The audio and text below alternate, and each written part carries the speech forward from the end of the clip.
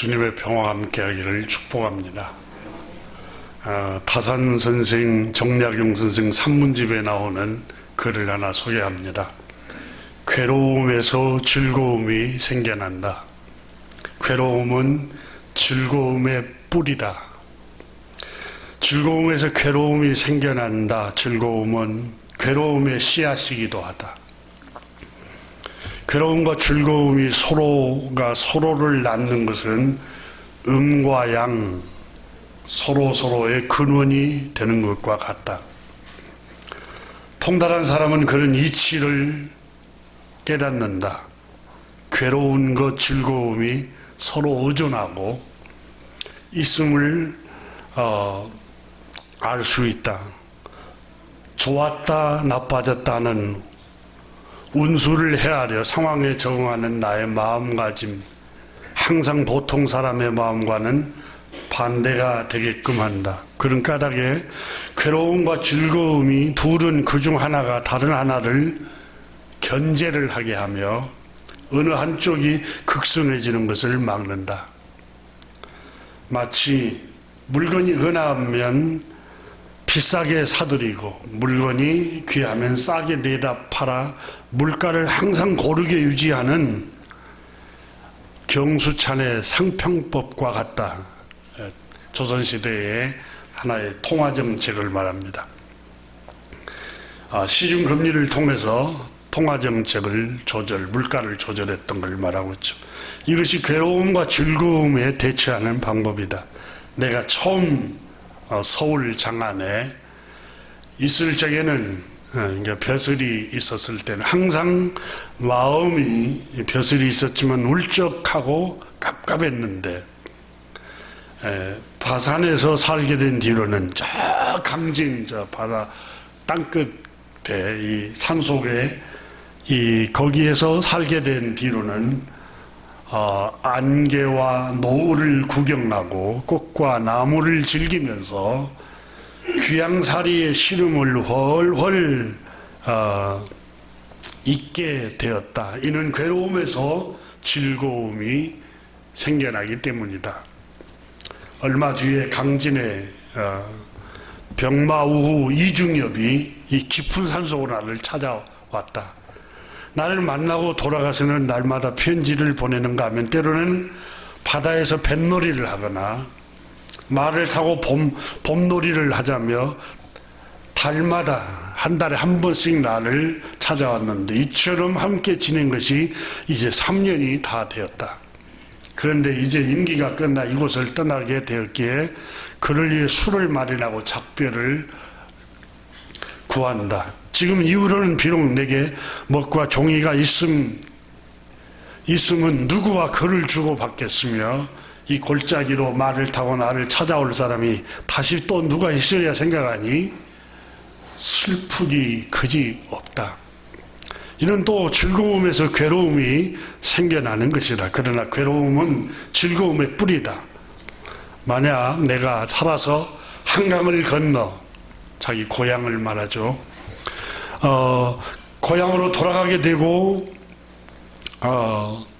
또 그곳에서 나를 다시 나의 정적들이 찾아온다면 기쁘게 밥상을 마주하며 산나물 생선회를 함께 먹을 수 있을 것이다. 그러면 이것은 괴로움에서 즐거움이 생기는 것이니 벗들이여 슬퍼하지 말게나.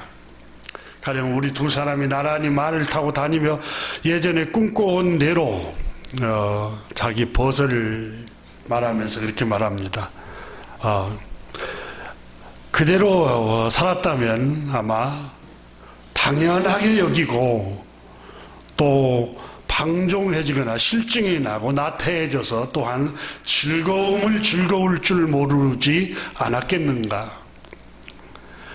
거센 여울과 찬물이 서로 섞여 물이 아롱지고 느린 속도와 빠른 속도가 어울려 아름다운 음악이 되는 법이니 슬퍼할 거 없습니다. 이렇게 그가 그 책에 써놓았습니다. 만약에 자기 벗과 기왕살이를 자기가 하지 않고 그 고향에서 말을 타고 또 늘 산나물을 뜯어서 반찬을 해 먹고 또 회를 즐기면서 먹었더라면은 방종에 빠지고 실증이 났고 나태해지고 즐거울 줄 모르고 살아가지 않았겠는가, 이렇게 그가 이 글을 남겼습니다. 만남은 하나님이 거저 주시는 축복 중에 가장 큰 축복입니다.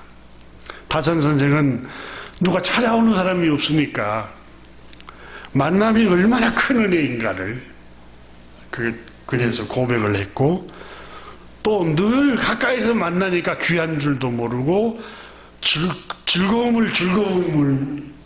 즐거워할 줄 모른다고 탄식을 했습니다. 동양 고전 논어의 첫 구절에 보면은 두 가지의 인생의 기쁨이 있다. 하나는 배우는 기쁨, 모르는 것을 알아가는 기쁨이 있고, 그래서 배우고 때때로 익히면 이 또한 즐겁지 아니한가. 두 번째 인생의 기쁨이 있다면 벗이 있어 멀리 찾아오니 이 또한 즐겁지 아니한가. 인간의 행복이 어디에 있는지를 보여주는 대목입니다.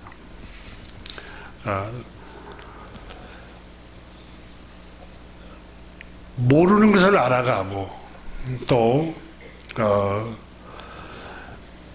멀리서 찾아오는 벗과 담소를 나누고 마음을 터놓고 이야기를 할 수 있는 벗이 있다는 것처럼 행복한 것이 없습니다. 부모도 자식도 늘 곁에 있으면 소홀히 여기는 경향이 있습니다. 그게 귀하고 소중한 줄을 잘 몰라요.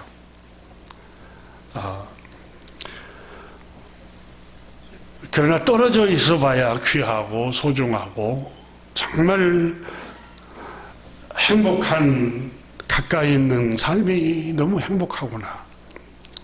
저는 멀리 있는 사랑하는 나의 벗을 교우들의 배려로 만나고 왔습니다.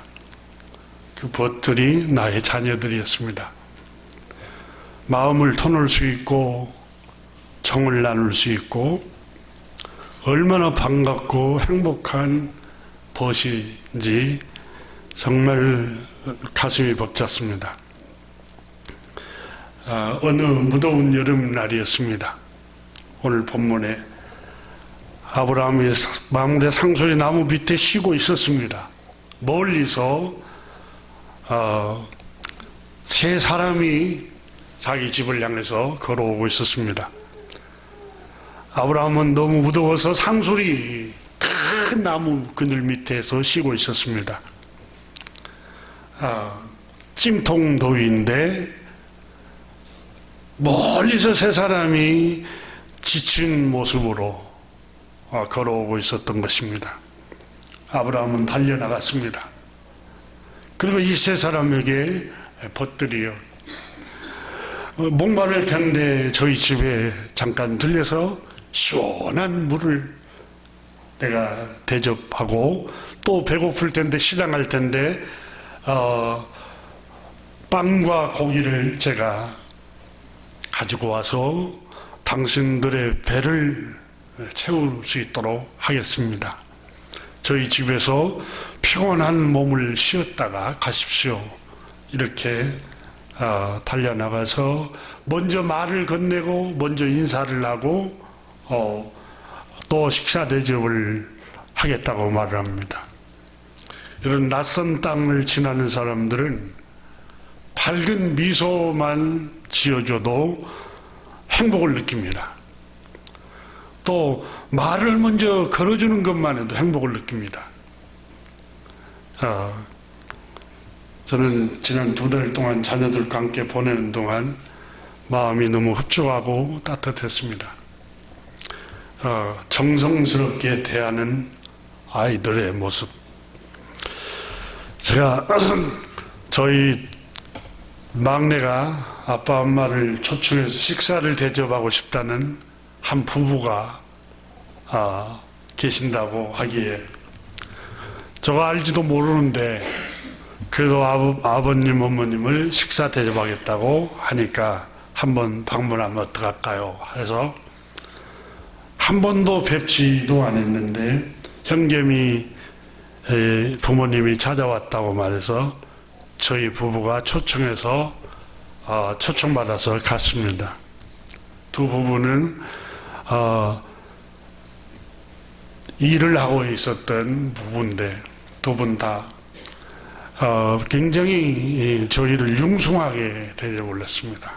그 바다도 먼데 귀한 회를 대접을 하고 또 육지에 맛있는 또 고기를 손수 장만을 해서 대접을 하는 모습을 보고 제가 방문했을 때 저와 아무런 이해관계도 없고 아무런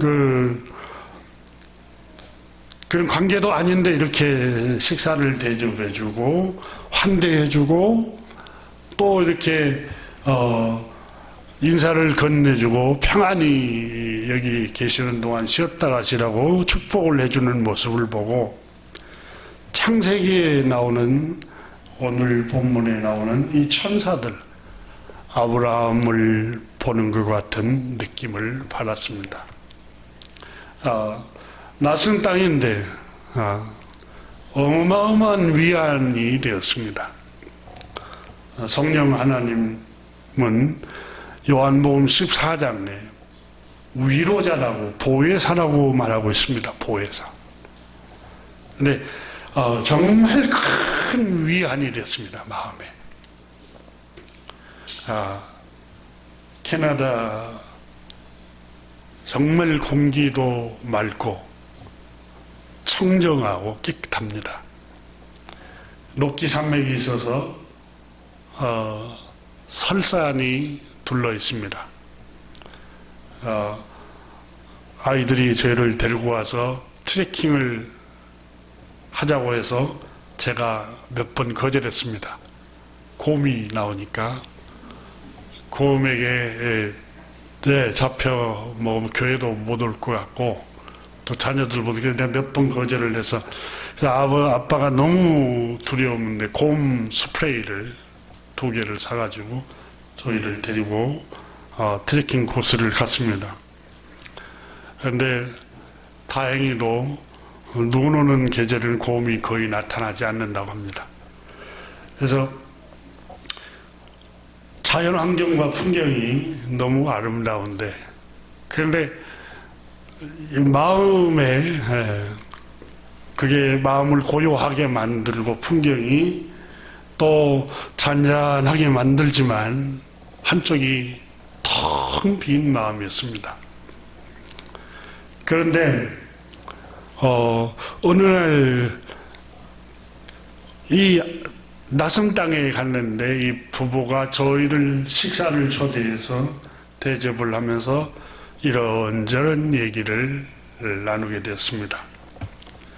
근데 신앙인이었기 때문에 마음이 통하고 말씀을 나누고 그런데 참 감사한 게 사람의 마음을 위로를 하는 게 그 맑고 깨끗하고 설산이 둘러있는 그 산이 아니라 친절한 마음임을 제가 처절하게 깨달았습니다.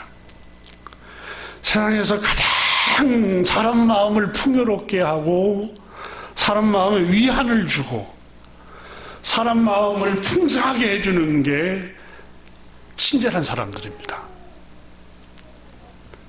그 친절한 사람들과의 만남보다 더 큰 행복은 세상에 없는 것 같은 느낌을 받았습니다. 항상 우리 가족이 있고 교우들이 있고 이 땅에 있는 동안에는 그걸 소중하게 느끼지를 못하다가 낯선 땅에 언어도 통하지 않는 땅에 가서 머물면서 정말 사람 마음을 평안하게 하고 위안을 주고 행복하게 하는 게 자연 환경이 아니라 친절한 아이들, 친절한 미소를 짓는 사람들, 그리고 융숭하게 대접해주는 천사 같은 사람들, 이것이 사람 마음을 행복하게 만드는 사실을 깨달았습니다. 여러분, 동양고전의 가장 유명한 논어의 첫 번째 첫 구절이 벗이 멀리서 찾아오는 것보다 더 즐겁고 기쁜 일이 또한 어디 있겠느냐, 이렇게 공자 선생도 그렇게 말을 했습니다. 여러분, 옆에 남편이 있고 아내가 있고 사랑하는 딸이 있고 아들이 있고 사랑하는 교우들이 있고, 여러분, 사랑하는 친척이 있는 것보다 더 큰 행복은 없습니다. 동양 고전이나 서양 고전을 봐도 인간의 행복은 창조주 하나님을 섬긴 것이 첫 번째요, 또 하나 행복이 있다면 가정에 있다고 그랬습니다. 가족과의 행복한 시간을 보내는 것. 세계 장수마을을 찾아다니면서 조사했던 학자가 여러분 블루존이라는 책을 썼는데, 그 책에 장수하는 사람들, 뇌세포가 죽지 않고 장수하는 사람들이 대부분 무슨 지중해 음식을 먹는 거, 물론 음식에 있습니다. 그리고 음식 못지않게 더 중요한 게 사람, 친절한 사람과의 만남이라고 그랬습니다. 그래서 3대가 같이 살면 뇌세포가 오히려 살아나면서 장수한다는 거예요. 젊은 사람들은 잘 모릅니다. 이제 갱년기가 오고 중년 이후의 삶은 뇌세포가 급속도로 죽어가는데, 그걸 살려내는 게 친절한 사람들과의 인간관계를 맺으면서 오손도손 정을 나누면서 살아가는 겁니다. 타산 선생이 얘기한 것처럼 산나물도 나누고, 또 때로는 신선한 회도 나누고, 맛있는 음식을 나누고, 오늘 아브라함은 송아지를 잡아서 이 세 사람을 대접합니다. 시원한 생수로 판을 씻기고 목을 축이고 빵을 막 구워서 융숭하게 대접을 합니다. 이게 하나님께서 아브라함에게 은혜를 주신 이유 중에 하나입니다. 히브리서는 이미 우리가 살핀 것처럼 부지 중에 천사를 대접하다가, 사람을 부지 중에 손님을 대접하다가 천사를 대접했다고 고백을 하고 있습니다. 정말 마음이 훈훈하고 따뜻했습니다. 이렇게 행복할 수 있을까? 이 친절한 사람들 만나니까, 친절한 사람을 만나니까 너무 얼었던 마음이 다 녹아지고 상처받았던 그 상처가 다 아물어지는 느낌을 받았습니다. 늘 갈등하고 어떻게 하면 꼬투리를 잡을까? 어떻게 하면은 이유를 찾아내서 넘어뜨릴까? 이게 우리가 살고 있는 세상입니다. 저는 예수님께서 목회 생활을 하시면서 말씀을 전하는데 유대인들이 말씀을 듣기 위해 나오는 게 아니라 어떻게 하면 꼬투리를 잡을까? 어떻게 하면 넘어뜨릴까? 어떻게 하면 송사를 해버릴까? 그래서 질문을 하는 이유도 예수를 시험하기 위해서 질문을 하고, 이 모습을 보면서 우리 주님이 이 세상에 오신 목적은 예수님 이름이 임마누엘입니다. 내가 너와 함께 하겠다. 하나님이 너와 함께 할 거야. 걱정하지 마. 예수라는 이름은 구원자, 내가 너를 도울 거야. 너를 구원할 거야. 너의 손을 붙들어 줄 거야. 구원자라는 이름입니다. 마태복음 9장 여러분 35절 말씀을 한번 열어보십시오. 예수님이 오셔서 하신 일이 뭔가? 그럼 예수님은 왜 오셨는가? 하나님 아버지께서는 예수님을 왜 보내셨을까?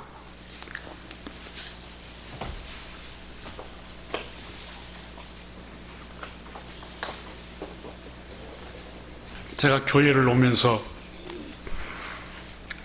성탄절이어서 어느 교회 플랜카드에 최고의 선물은 예수 그리스도 있습니다. 이 구절을 써놓은 걸 보면서 예수님은 그럼 왜 오셨는가? 여러분 마태복음 9장 35절 읽어봅니다. 예수께서 모든 도시와 마을에 두루 다니사 그들의 회당에서 가르치시며 천국 복음을 전파하시며 모든 병과 모든 약한 것을 고치시니라. 36절 무리를 보시고 불쌍히 여기시니 이는 그들이 목자 없는 양과 같이 고생하며 기진함이라. 이게 예수님이 오신 목적입니다. 우리 하나님 아버지께서 보내신 구주 예수 그리스도를 보면서 하나님 아버지의 마음을 우리는 읽습니다. 하나님은 자비가 끝이 없으십니다. 자비하신 주께로 곧 나오라. 여러분 무리를 불쌍히 여기시고 자 가르치셨다. 예수께서 모든 도시와 마을에 두루 다니사 그들의 회당에서 가르치시며 가르치셨다라는 이 말, 무지와 어두움을 몰아냈다라는 의미입니다. 모든 불행은 모르는 데서 옵니다. 여러분 아이들이 어린아이가 불이 뜨겁다는 걸 모르니까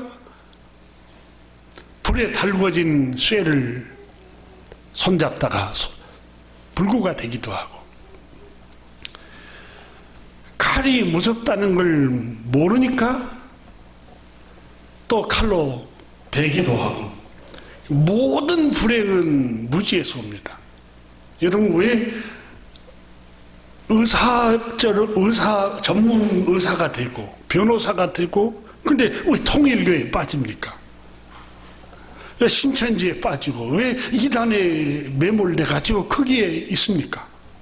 왜 광신자가 되어서 종교에 꽉 묶여 가지고 살아갑니까? 무지 때문에 그렇습니다.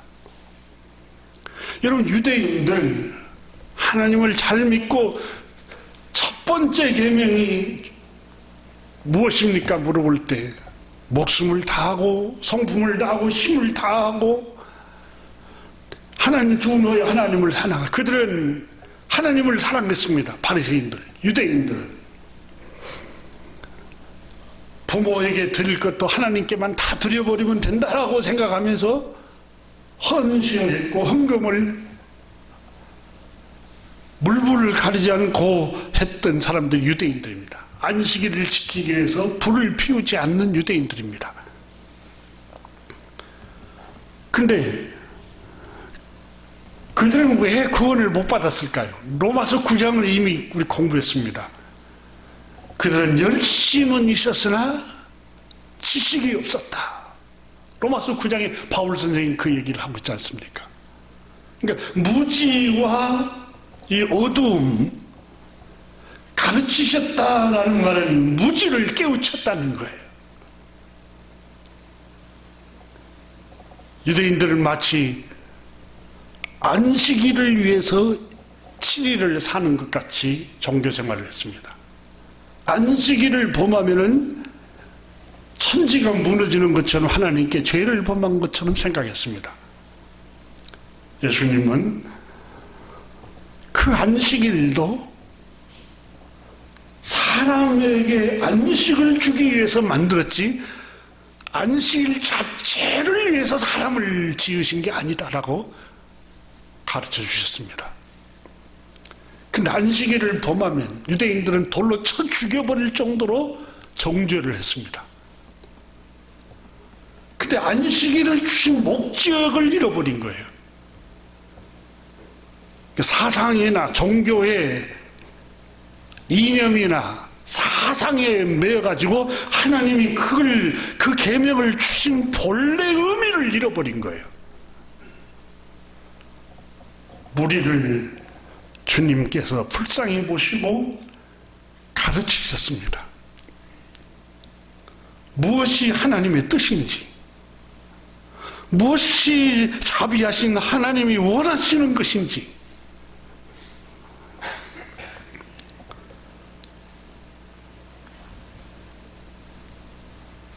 그리고 오늘 주님께서 가르치시고 복음을 전파하시며 그랬습니다. 복음이 뭡니까? 구원의 소식. 죄에 빠지고 자기 힘으로는 도저히 일어설 수 없는 사람들을 구원하시려고 오셨어요. 예수님 가르치신 다음에 복음을 선포하셨다. 복음은 문자적으로는 유앙게리온, 기쁜 소식입니다. 긍정적인 소식, 오늘날 말하면 긍정적인 소식. 예수님이 복음을 전하러 오셨고, 다시 말하면 여러분, 희망을 말하고 소망을 전해주고 구원한다는 소식을 전해주고, 임마누엘, 하나님은 너를 버린 게 아니라 너와 함께 하신 하나님이야. 이렇게 복음을 전해주러 오셨습니다.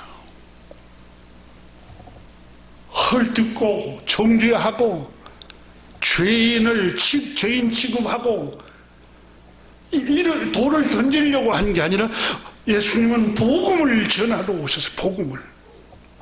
기쁨의 소식을 듣지 못한 사람들에게 기쁨의 소식을 전해주러 온 거예요.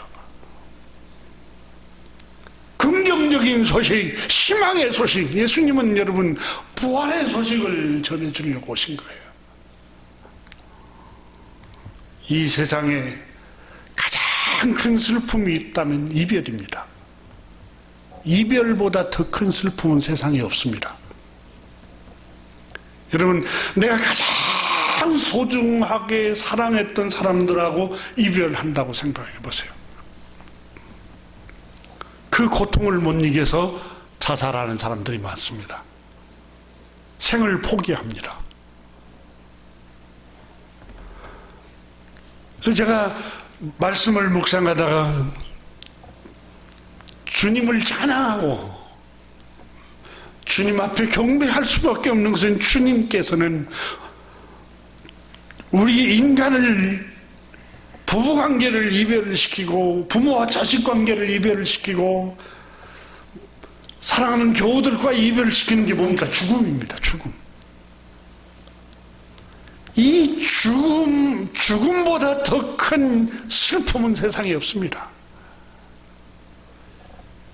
이 죽음을 넘어서는 게 뭡니까? 희망입니다. 희망. 부활의 희망입니다. 부활의 희망. 예수 그리스도께서는 너희는 마음에 근심하지 말라. 하나님을 믿으니 또 나를 믿으라. 내 아버지 집 천국에 거할 것이 많도다. 나를 믿는 자는 죽어도 살고 무릇 살아서 나를 믿는 자는 영원히 죽지 않고 하나님 나라, 저 천국에 들어갈 것이다.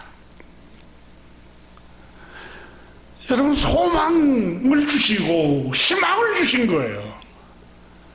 여러분, 기독교가 위대한 것은 부활의 종교이기 때문에 그렇습니다. 만약 부활의 소망이 없다면 기독교는 아무 의미가 없습니다. 천국의 소망, 부활의 소망, 우리는 또 다시 먼저 가신 나의 어머니 아버지를 또 만날 수 있다는 희망, 그 희망 때문에 오늘 이 땅에서 이별하는 것을 극복해낼 수 있는 겁니다.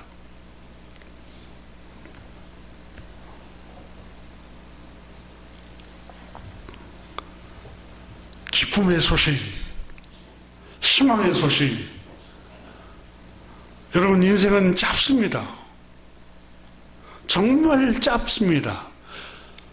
자식과 같이 보내는 시간도 너무 짧은 기간입니다. 이 짧은 기간 동안에 여러분, 희망을 말하십시오. 소망을 말해주십시오. 꿈을 꾸도록 늘 희망의 말을 해줘야 됩니다.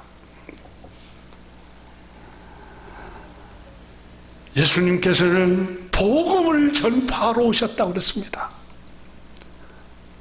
단순히 영혼 구원, 너 죽으면 천국 가, 거기에 국한되지 않습니다. 죄 때문에 범민하는 사람들, 돌로 다 범죄한 여자에게 정죄하고 돌을 던지려고 할 때 예수님은 그 여인에게 희망을 말합니다. 너희 중에 죄 없는 자가 이 여인에게 돌을 던지라. 그리고 희망을 말합니다. 나도 너를 정죄하지 아니하노니 너도 스스로 너를 정죄하지 말라. 내가 너를 용서하노라. 나도 심판하신 주님께서 내가 너의 죄를 용서하노라. 근데 너 스스로 너 죄책감에 빠져서 너가 너를 정죄하지 말라는 거예요. 복음을 전하러 오신 거예요. 예수님은 희망을 전하고 소망을 말하고 이 복음을 전하기 위해서 오신 거예요. 예수 그리스도세요. 우리 성탄절, 대강절이 이 주간에 희망을 말합시다. 소망을 말합시다. 긍정적인 소식을 전해줍시다. 시기하고 미워하고 질투하고 넘어뜨리려고 하지 말고 어떻게 하면은 일으켜주고 어떻게 하면은 세워줄까? 여러분, 오늘 본문에 마태복음 9장 35절에 천국 복음을 전파하며, 천국은 희망을 말합니다. 하나님 나라를 말합니다. 복음은 기쁨의 소식입니다. 긍정적인 소식, 구원의 소식입니다. 그리고 모든 병과 모든 약한 것을 고치시니라. 여러분, 병든 사람들, 약한 사람들은, 세상 사람들은 사람 취급을 하지 않습니다. 멸시합니다. 괄시합니다. 근데 예수님은 그들을 치료하러 오셨다는 겁니다. 누가복음 4장 18절에 우리 주님께서 안식일날 성전에 들어가서 성경을, 이사야서를 펴서 읽으시면서 주의 성령이 나에게 임하였으니 이는 가난한 자에게 복음을 전하게 하시려고 내게 기름을 부으시고 나를 포로된 자에게 자유를 주기 위해서 나를 보냈고 눈먼 자에게 다시 볼 수 있도록 하기 위해서 보냈고 눌린 자에게 자유를 전하게 하기 위해서 나를 보냈다고 말씀하셨습니다. 이것이 하나님 아버지께서 주님을 보내신 목적입니다. 포로된 사람들, 잘못된 사상과 거짓된 가르침과 거짓된 종교의 사상과 전통에 포로되어 억압당하는 사람들을 풀어주기 위해서 오셨습니다. 예수님이 오실 때 유대인들, 제사장들과 학자들은 백성들을 율법으로 얽어맸습니다. 율법으로 사람들을 억압했습니다. 이렇게 하지 않으면 저주를 받을 것이다. 여러분, 그 똑같이 이 악당들과 같이 오늘날 거짓 종교자들이 이렇게 헌신하지 않으면 가정에 우환이 끓을 것이다. 자녀의 저주를 받을 것이다. 이렇게 바치지 않으면 너희 가정이 이러이러한 저주가 임할 것이라. 이런 악당들처럼 종교로 주님의 백성들의 영혼을 억압하는 사람들이, 억압하는 종교들이 있습니다. 주님은 그거로부터서 자유케 하시고 해방시키려고 오신 것입니다. 불안에서 해방시키고, 두려움에서 해방시키고, 악한 생각에서 해방시키고, 음란함에서 해방시키고, 어두움의 생각으로부터 해방시키기 위해서 오셨고, 욕망과 욕심과 유혹으로 인도해가는 것으로부터 불쌍히 여기시고 목자 없는 양같이 불쌍히 여기셨다라고 기록하고 있습니다. 우리 주님은 자유를 주러 오셨습니다. 우리에게 힘을 주러 오셨고, 복음을 선포하러 오셨고, 저와 여러분의 약한 부분, 연약한 그 부분을 어루만지고 그 상처를 주님이 싸매시기 위해서 주님이 오신 것입니다. 마귀는 우리 안에서 늘 우리의 그 약한 부분을 가지고 너는 그 정도 수준밖에 안 돼, 늘 마땅히 정죄받아야 돼, 그 죄책감에서 시달리고 그 아픔 상처에서 거기에 머물러서 치유되지 않고 계속해서 거기에 상처 속에 불행하게 살아가기로만 하는데, 주님은 우리를 치료하기 위해서 오신 것입니다.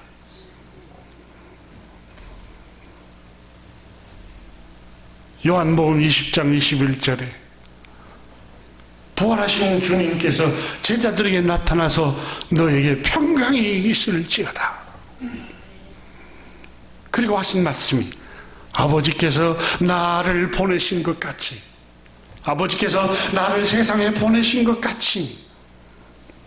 그러면 하늘 아버지께서 예수님을 왜 보냈습니까?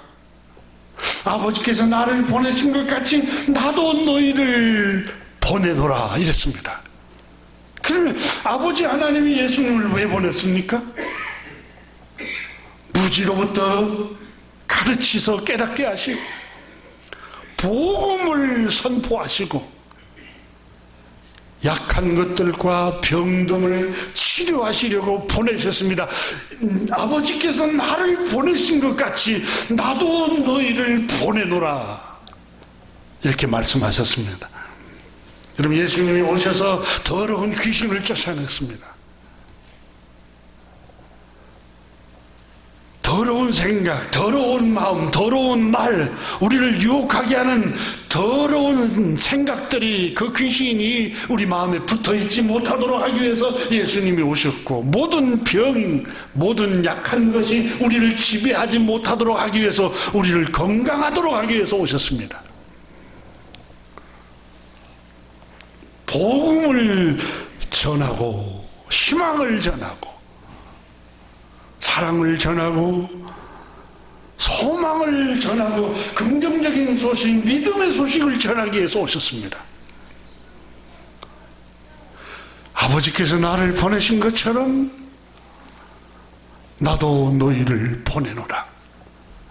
여러분, 우리를 왜 그리스도인들을 왜 보냈을까요? 복음을 전하라고, 희망을 전하십시오.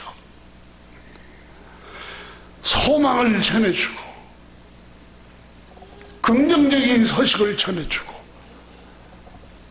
우리가 만나는 사람마다 희망을 말해야 됩니다. 희망을.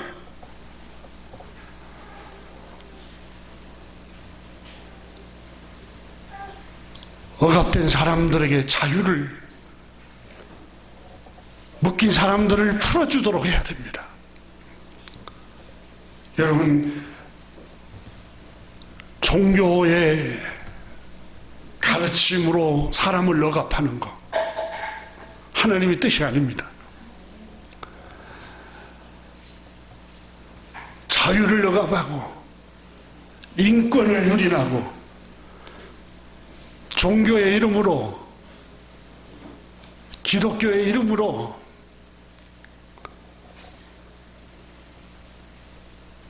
시간을 빼앗아가고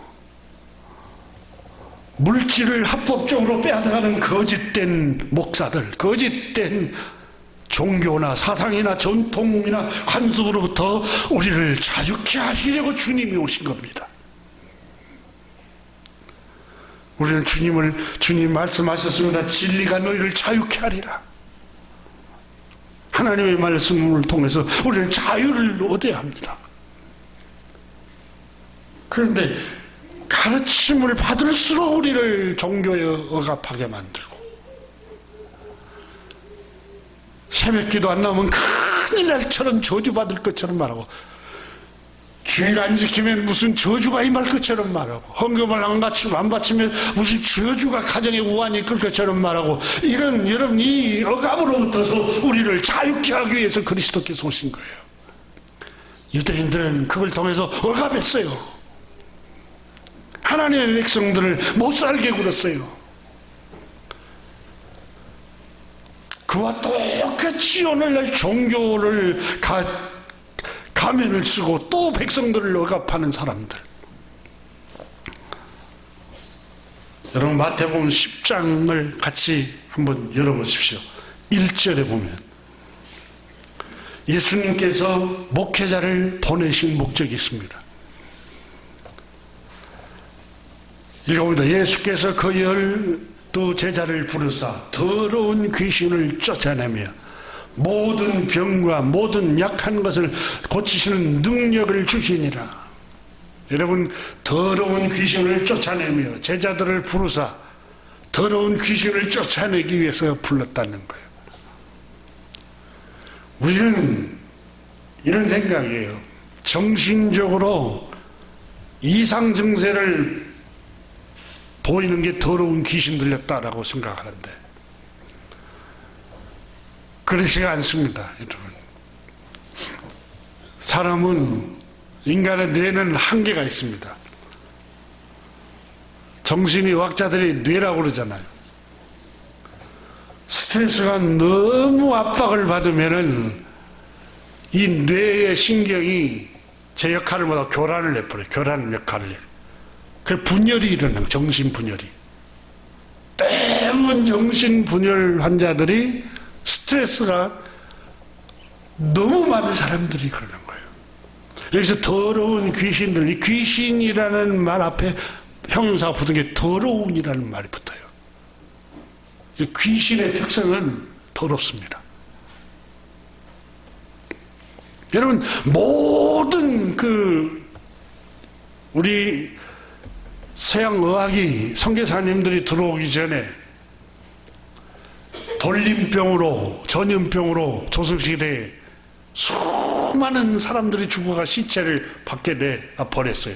그 선교사님들 책을 읽어보면은 그냥 서울 장안에, 여러분 한양에 하수구가 없어요. 하수구가 그때 당시에 집에서 보내는 오물, 또 사람에 나오는 배설 다 그냥 길로 다 갖다 쏟아버리니까 여름철에 콜레라가 발생하고 이 질병을 더러워져서 질병이 창궐하는 거예요. 문명이 발달하고 과학이 발달하고 의학이 발달해서 그 더러운 걸 다 처리할 수 있는 기술을 다 하수구를 통해서 다 처리하잖아요. 그리고 소독을 하고. 여러분, 더러우면 질병이 끓게 되어 있습니다. 가정도 깨끗하게 해야 돼요. 화장실도 깨끗하게, 방도 깨끗하게. 여러분, 우리는 차량에서 차문을 밀폐된 공간에서 몇 시간 닫고 있으면 사람이 죽습니다. 왜 그렇습니까? 우리 몸 안에서 풍겨나오는 더러운 이산화탄소가 나와요. 신선한 깨끗한 공기가 들어오지 않으니까 그걸 먹고 죽는 거예요. 그러니까 과학자들이 늘 그러잖아요. 건강하게 살려면 집에 환기를 잘 지키라고. 추울수록 너무 밀폐된 공간에 있다 보면은 이산화탄소가 들어오지 않으면 더러워져요. 그래서 여러분, 옛날 우리 선조들이 참 지혜로운 게, 한옥이 외풍이 심하잖아요. 외풍이. 방은 온돌방이어서 불을 떼니까 등은 따스운데 위에는 공기가 차요. 건강한 모습이 건강한 모습. 감기도 잘 오지 않고. 그러니까 여러분, 집안 청소를 잘 해야 돼요. 화장실 청소도 잘하고, 또 곳곳이 여러분 빨래도 다 잘하고, 이게 깨끗하게 해야 됩니다. 모든 부분에서. 유혹은 어디서 들어옵니까? 마음이 더러우면은 금방 유혹이 돼요. 그래서 외도하게 되고 바람을 피워요. 왜 그 사람이 그렇게 그런 행동을 하죠? 마음이 더러우니까. 그러니 마음이 더러우니까. 그래서 예수님은 더러운 귀신을 쫓아내며, 이 말씀은 단순히 우리가 말하는 정신분열만 쫓아낸 게 아니에요. 더러운 환경, 더러운 모든 악한 생각들을, 여러분, 예수님 말씀이 우리 안에 들어오면 더러운 생각을 하지 않게 되잖아요. 물론 더러운 생각이 들어와요, 수시로. 근데 말씀으로 이 더러움을 쫓아냅니다. 찬양을 통해서 쫓아내고, 진리의 말씀을 통해서 쫓아내고. 근데 이것이 쫓아내지 않고 겹겹이 쌓여보세요. 곰팡이가 피어서 이제는 죄가 잉태하여 사망을 낳게 됩니다.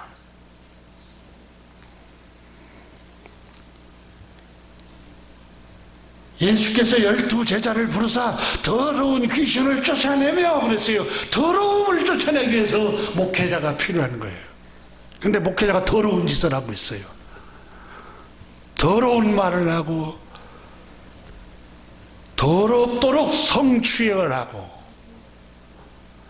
이런 일을 행한다면 여러분, 그게 더러운 귀신에 사로잡혀 있는 거예요.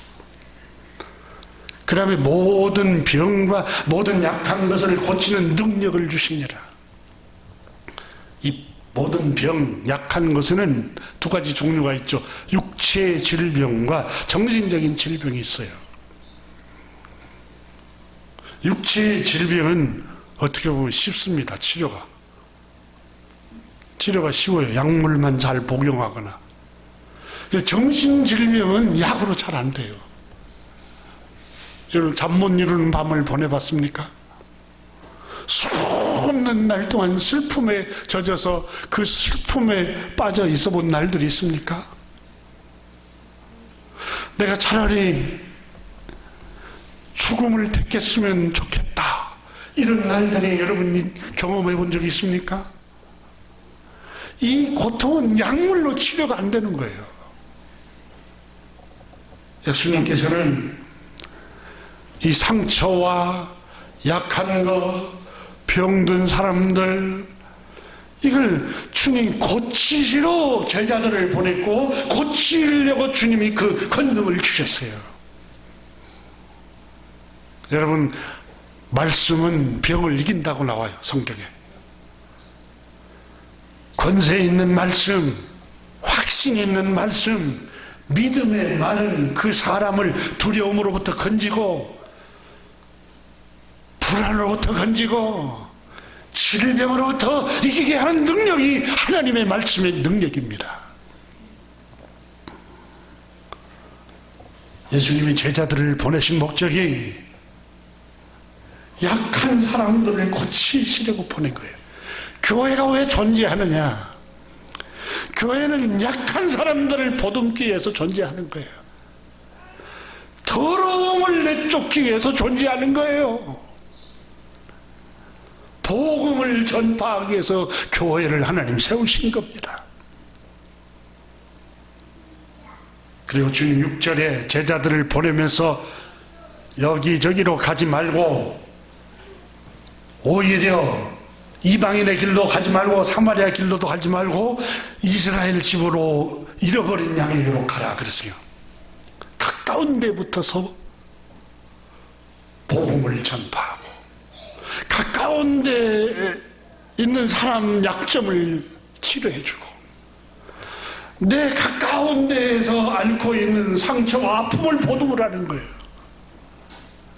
멀리 선교사로 나가는 것도 중요하지만 가까이 상처받은 내 아내, 내 남편의 영혼을 어루만져야 되고, 자녀의 상처를 치료하고, 내 가까이 있는 주변 사람들의 약한 것들, 아픔을 함께 하는 것이, 이것이 여러분 교회를 세운 목적이고 우리를 세상에 보내신 하나님의 목적입니다.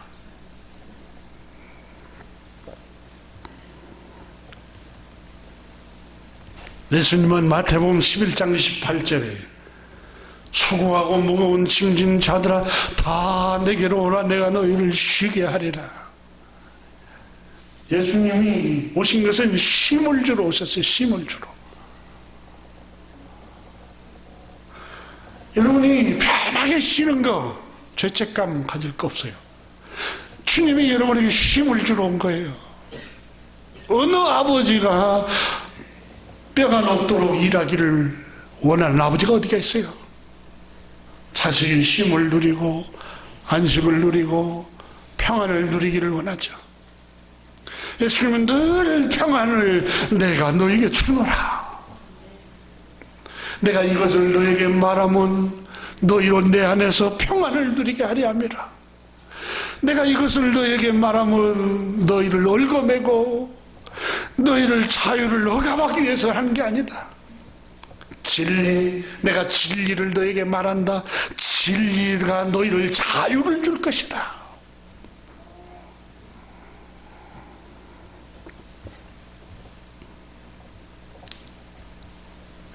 오늘 본문 말씀에 아브라함에게 하나님의 은혜를 주신 장래일을 보여주신 목적이, 지난주에 우리가 2달 전에 첫 번째를 소개했습니다. 두 번째, 세 번째를 함께 계속해서 하고자 합니다. 다음 주에 이어서 계속해서 소개를 하기로 하고, 예수님이 제자들을 보내시고 또 아브라함이 그 사역을 담당하신 것은 바로 위로자로, 손님을 대접하는 위로자로 친절을 베풀었던 점을 오늘 아침에 여러분과 같이 강조하고 있습니다. 교우 여러분, 요한복음 14장 16절에 내가 아버지께 구하겠으니 그가 또 다른 보혜사를 너희에게 주사 영원토록 너희와 함께 있게 하리니 그랬습니다. 그는 진리의 영이라. 여기서 다른 보혜사를 너희에게 주사 영원토록 너희와 함께 있게 하겠다. 여기서 보혜사라는 말은 파라클레토스, 파라라는 말과 클레토스라는 말하고 합성합니다. 파라라는 말은 옆에, 곁에 있다, 그 말입니다. 그 다음에 곧 이 클레토스 이 뒷부분은 부르다, 가까이 곁에서 너를 부른 사람, 너를 돕는 사람, 다른 사람 곁에서 그의 부족함을 도와주고 조력자가 돼주고 변호해주는 사람이라는 뜻입니다. 이게 바로 파라클레토스, 다른 보혜사를 너에게 보내겠다, 위로자라는 뜻입니다. 아브라함은 오늘 본문에 지친 세 사람을 위로하고 있습니다. 사랑하는 교회 여러분, 한 주간 동안도 여러분의 친절이, 여러분의 따뜻한 손길이 이웃에게 마음을 풍요롭게 만들어줍니다. 정말 따뜻하게 만들어줍니다. 우리 같이 옆 사람 한 번만 더 축복합시다. 주님의 평화가 함께하기를 축복합니다. 시작. 주님의 평화가 함께하기를 축복합니다. 이렇게 따뜻한 말을, 또 연세 드신 분들 보면 건강하게 장수하십시오. 늘 이렇게 축복을 하십시오. 기도하겠습니다. 하나님 아버지 감사합니다. 오늘 아침에 저희들 주의 전에 올라와서 주님의 말씀을 듣습니다. 모든 인류가 복을 받았다고 칭송하고 그처럼 복받기를 원한다고 아브라함의 축복을 달라고 기도는 합니다. 그러나 아브라함처럼 복받을 생활은 등한히 하는 경우가 허다합니다. 하나님 아버지, 우리 친절을 베풀 수 있도록 은혜를 베풀어 주시기를 기도합니다. 예수 그리스도 이름으로 축복하며 기도드립니다. 아멘.